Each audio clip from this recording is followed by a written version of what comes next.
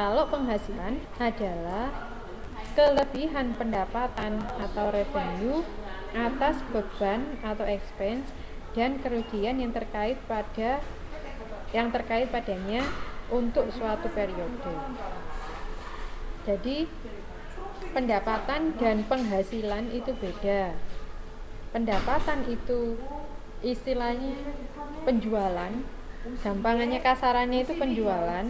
Kalau penghasilan adalah penjualan dikurangi beban. Oke. Misalnya kalau di neraca laba rugi, pendapatan itu yang paling atas. Pendapatan yang paling atas. Kalau penghasilan setelah dikurangi beban, itu penghasilan. Gitu. Oke. Ini teman-teman harus paham perbedaannya. Ini juga ada bedanya biaya dan beban. Sebenarnya kita sudah bahas ini sebelumnya. Kalau beban itu nilai suatu yang secara langsung dikorbankan yang diukur dalam satuan uang untuk memperoleh hasilan. Sedangkan biaya harga pokok atau cost dalam arti sempit dan harga pokok dan beban dalam arti yang luas. Manfaatnya dinikmati tidak secara langsung, tapi kalau kalau expense atau beban itu manfaatnya dinikmati secara langsung. Ini bedanya beban sama biaya. Teman-teman ada tabel 8.6.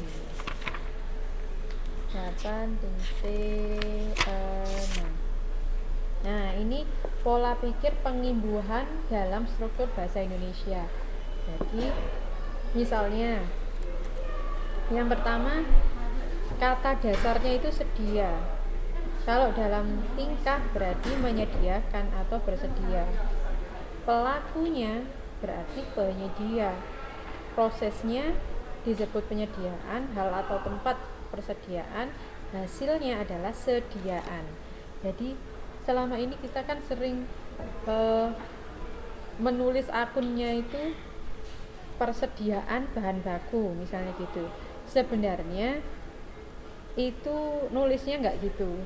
Harusnya sediaan bahan baku, sediaan barang jadi, sediaan produk jadi.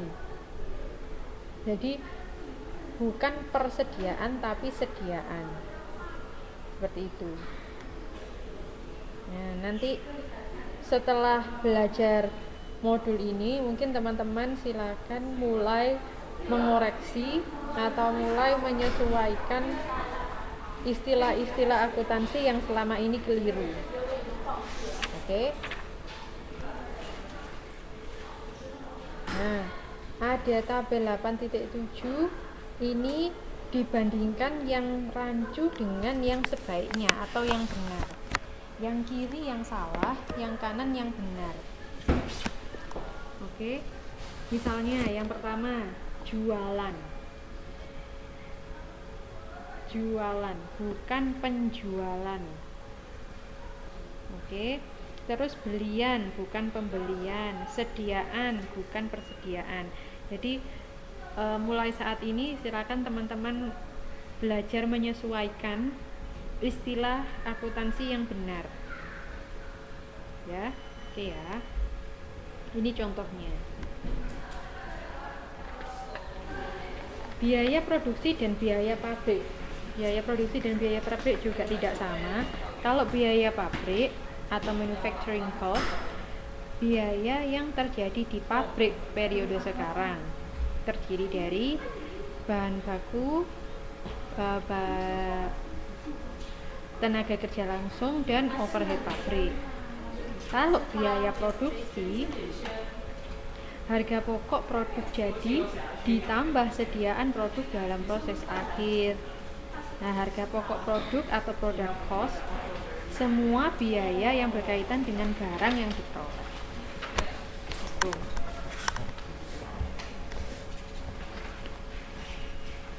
Ini bagian ini sebenarnya sudah kita bahas beberapa kali, jadi saya lewati saja. Ini juga teman-teman dibaca lagi. Nah ini, jadi ada, kalau dulu periode dulu bahan baku, tenaga kerja dan overhead masuk di harga pokok sediaan produk dalam proses awal. Kalau sekarang bahan baku, tenaga kerja dan overhead masuk biaya pabrik. Kalau biaya produksi isinya adalah harga pokok produk jadi dan bahan baku, tenaga kerja langsung dan overhead. Gitu. Jadi ini orang dulu dan orang sekarang, semacam itu. Nah, ini 8.10 ini tabelnya membandingkan antara harga pokok produk terjual perusahaan manufaktur yang rancu dan yang sebaiknya. Sama saja sih, istilah-istilahnya saja yang kita perlu perhatikan. Belian atau pembelian, sediaan, terus bahan pembantu, semacam itu. Jadi istilah-istilah akunnya, nama akunnya itu sekarang diganti, disesuaikan. Ini juga sediaan barang jadi, sebaiknya sediaan produk jadi. Oke. Terus sediaan bahan baku, persediaan bahan baku semuanya sudah ada di situ. Di contohnya. Nah, sekarang periode waktu dalam laporan keuangan. Kalau neraca pada suatu saat tertentu atau saat penutupan buku dan penentuan sisanya pada tanggal tertentu. Seperti yang pernah saya jelaskan ya, kalau neraca itu ngefoto, neraca itu foto gambar dari suatu neraca. Kalau foto kan berarti hanya saat tertentu, maka di situ tulisannya, nulisnya kita per 31 Desember 2015. Sedangkan kalau laba rugi adalah selama periode tertentu, ada rentang waktunya. Oleh karena itu, kalau kita membuat laba rugi, istilahnya kita ngevideo. Jadi kan lama, lama. Maka itu kita nulisnya adalah periode 1 Januari sampai dengan 31 Desember.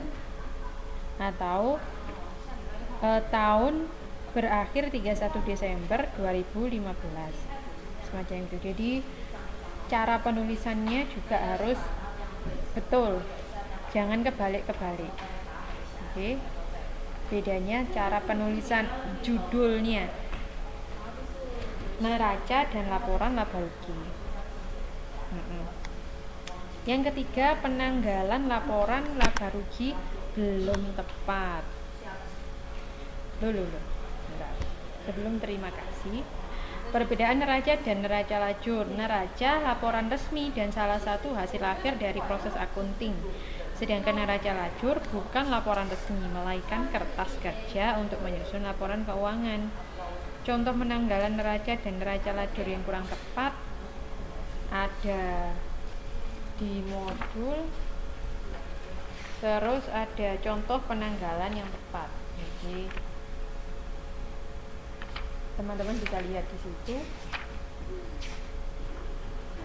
Jadi kalau memberi tanggal itu kan ada di atas, di judulnya kan. Jadinya sangat penting, jangan sampai keliru. Oke. Udah, dari sini ada yang mau ditanyakan? Sebelum kita lanjut ke modul selanjutnya,